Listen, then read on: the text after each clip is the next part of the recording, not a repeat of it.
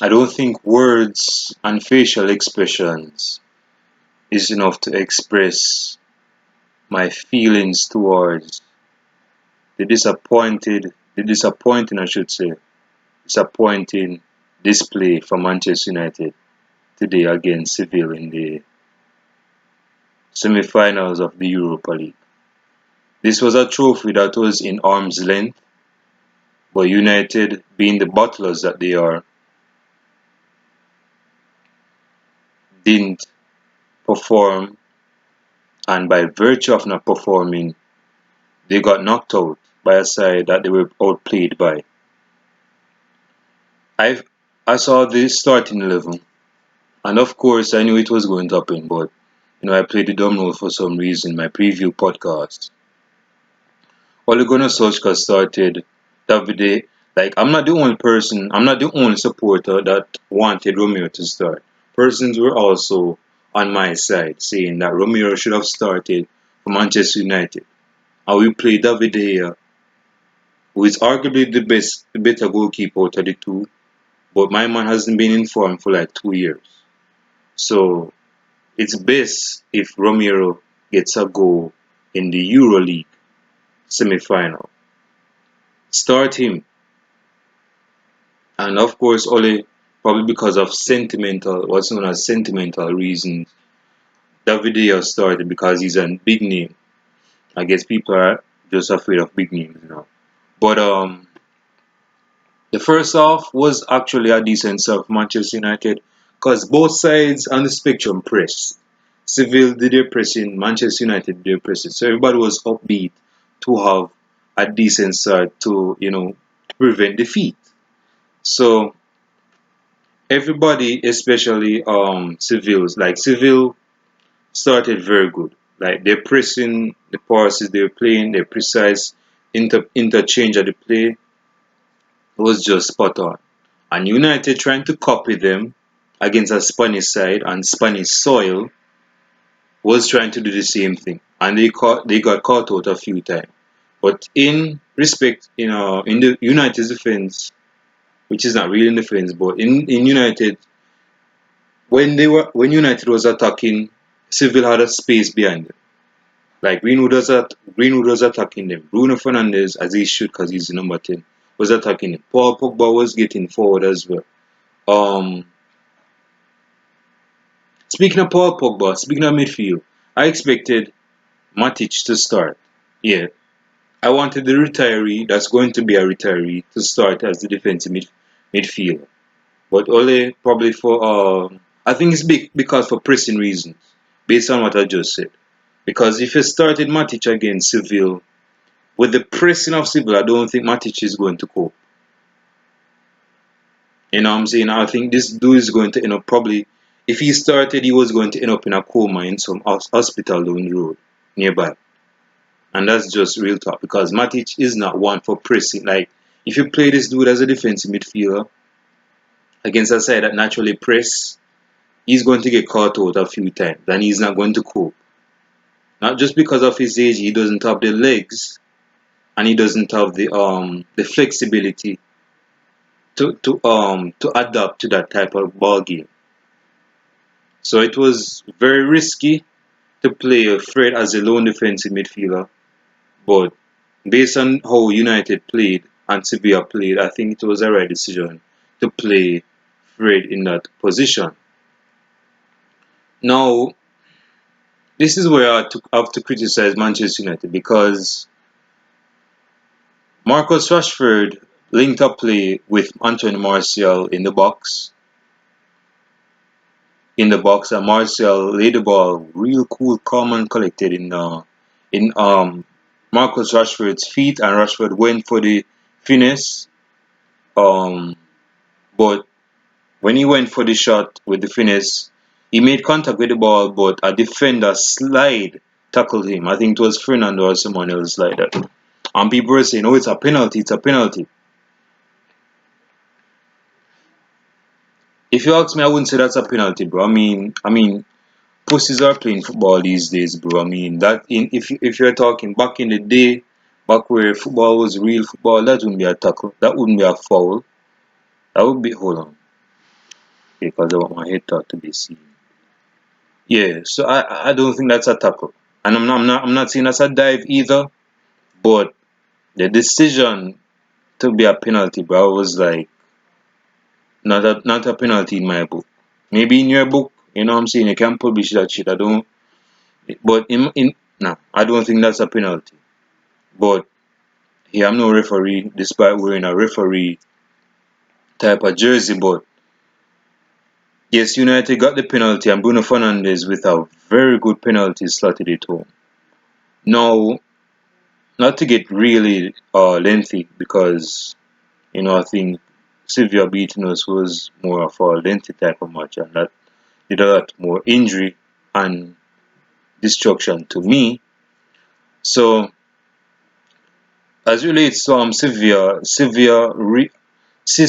the type of side that you play against in FIFA, like on World Class or Legendary, and for some dumb reason, they just frustrate you. Like they egotistically frustrate you. Like you're expecting to beat this side like 3 goals to nil, 4 goals to nil, if your game is on point. You know what I mean? If your game is at fine like a fat porcupine, then that would be good. But when Sevilla was attacking Wan-Bissaka, Harry Maguire, Lindelof stood up like they were like the Statue of Liberty in the box. They move, allowed the ball to come across the 18, no, not the 18 early, like across the box, like from the center forward position straight into Suso's feet, and that's where Suso and the ball meet, and he scored the goal at the near post. Again, David here being caught out at his near post, but again, in David De Gea's defense, which has been lacking this season, by the way, Harry Maguire should have done better. He should have commanded defense and say, hey, you go, I must stay. Or leave it, or I'm going to be the aggressive one. So if the ball comes to me, I'm going to just clear it. Clear it out of the box. Clear it into Rosetta or something. That didn't happen.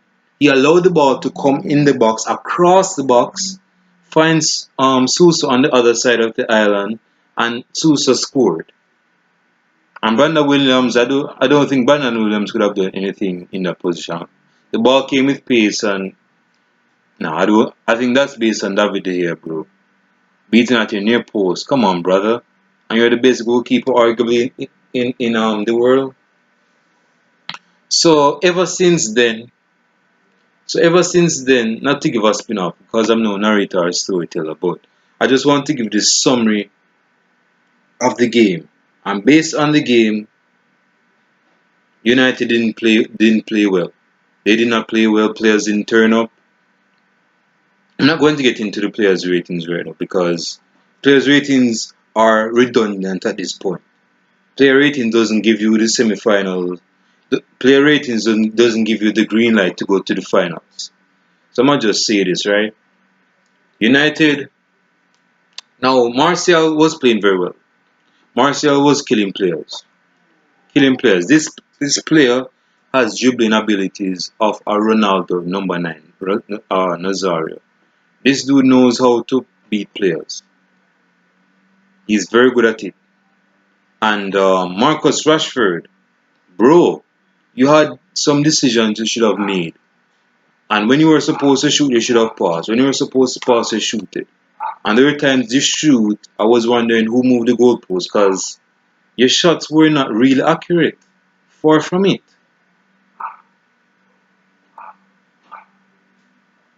Oh, one thing about Ole Gunnar Solskjaer, I know this. I'm not gonna on a short semi street, but I was seeing Ole. I saw this in the quarterfinals, but I just want to touch on it. I don't know if Ole Gunnar Solskjaer is a side hustle role model. Well, he might be for some young strikers in Norway, but I don't know if he's like a model or a pretty well, no homo, but Ole Gunnar Solskjaer back in the day was a pretty motherfucker. But this, I'm not getting into that right now. But yeah, bro, I'm just saying, just wear a marina next time. Wear a marina. I think it's very cheap I know that you're not that cheap. So yeah, just buy yourself a cheap marina. We saw some see-throughs that shouldn't have been seen. But back to the game, right? So Sevilla frustrated man. Now, as it relates to the second half and the first half, back in at the first half, the later end of the first half, I should say, United and Sevilla were going at it like they were bumming heads. Like one player was being tackled real harshly on Sevilla, and another player on United was tackled real harshly. Particularly, Ever Benega, he's been tackled on a few times, and other players. I don't really know Sevilla that well because I don't live in Sevilla, but the players like they were just going at it. Like Harry Maguire, like cleared his ball with his head, and the referee said, which wasn't a foul, but the referee said it was a foul. I'm like, bro, it's just it's just pure power. It's pure prowess. Harry Maguire had to get that ball. That's not a foul, bro. But in the second half,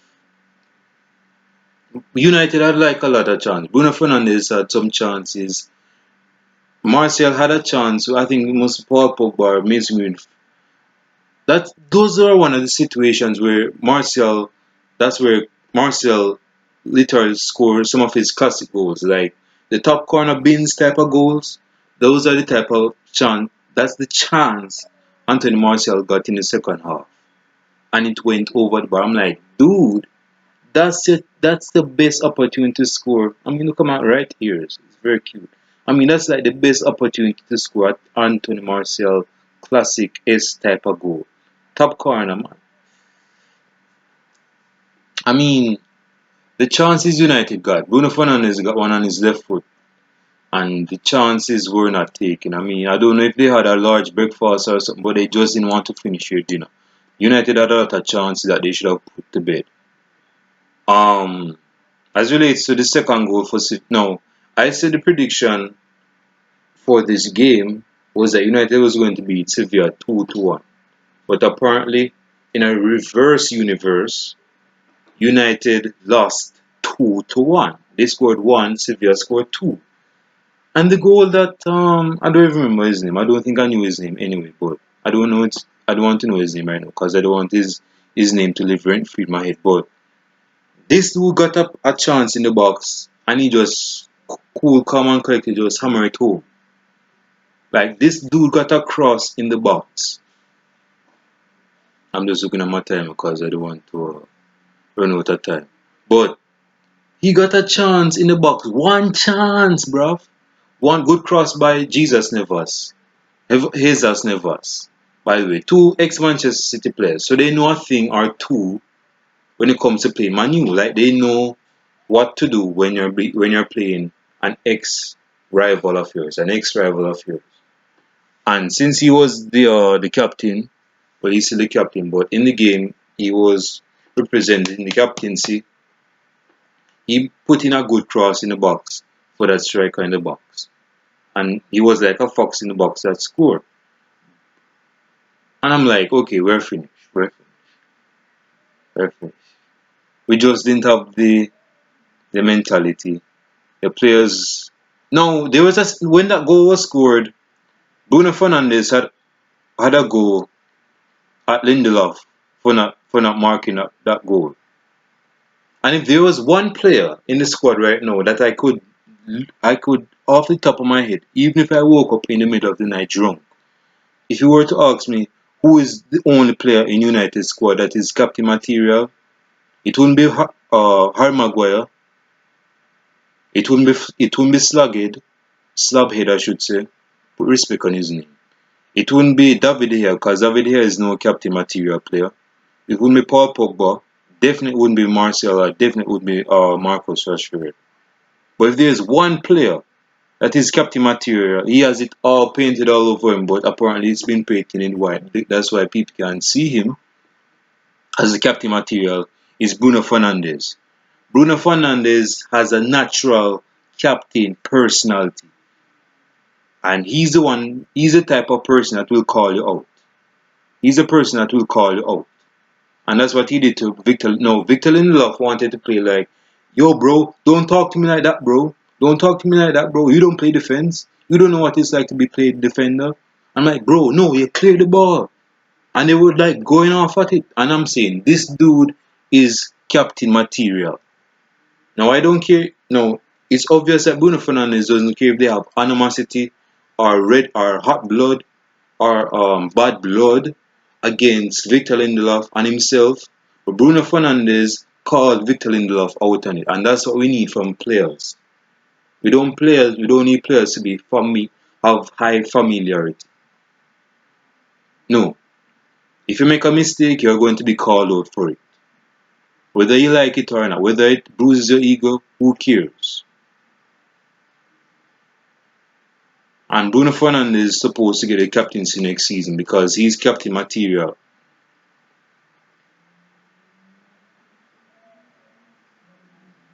The way how he just laid out Victor Lindelof, like you could say he probably hung him to dry and threw him under the bus so that he could be seen. But he should have been seen because seeing what Bruno Fernandes saw when Navas had the ball on the right wing and crossed the ball from the right wing, and this person scored from the cross from the right wing. Like, dude, what are you doing? You're a defender. Clear the ball.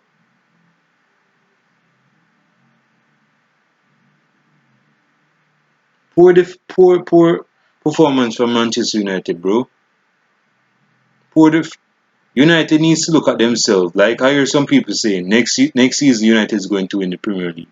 When we can't even beat Sevilla, how is that even possible?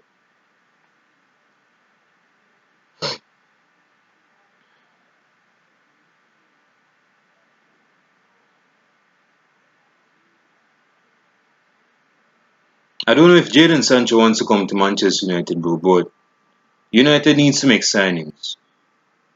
Need to make signings, work on the style of play, work on the tactics, work on the game, work on the information, so it can be uncommon to the opposition, so it can be the opposition. That's what you need to do.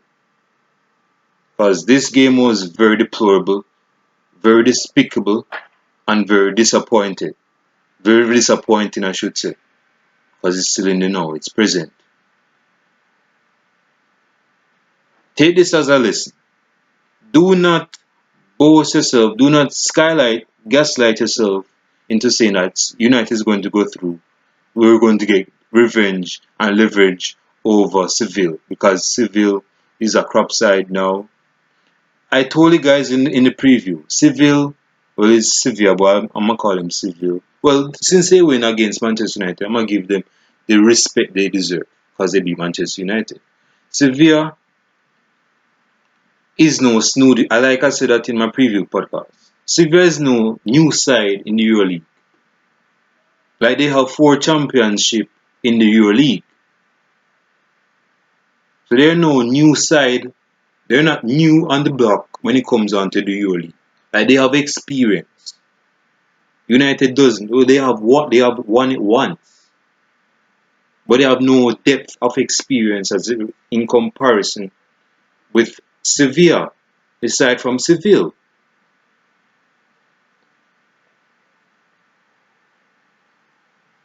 Poor performance for Manchester United. We had chances.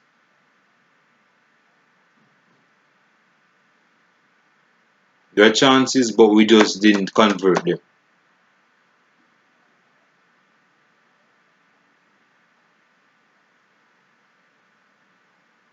So as we move on, bro, I don't know where we go from here, but our season is just done and dusted.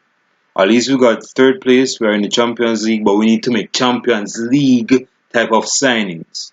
Now that signings is everything because you can have the best players in the world, but if your style of play is like Snooty Poo, it's like on the basement of the first floor, like it's below the first floor, and it's just very poor and very poor, then you won't get the best out of the type of best players assigned that are Champions League worthy. You need to work on your style of play, bro. Work on your style of play, get your signings proper and together. So that next season we can improve for the betterment and not for the detriment. Because This is a game that we should have won. We were in front at first, and Sevilla came back from behind, showing resiliency and knocking us out. That's a poor display, bro. So with that being said, I'll holler you guys in the next video podcast. Hope you guys enjoy rest of your day. Honestly, I wasn't really surprised by United losing today. I was just, but you guys enjoy the rest of your Sunday afternoon. It's actually Sunday evening, actually. Hope you guys enjoy the rest of your Sunday evening. I'll show you guys in the next video podcast. Peace.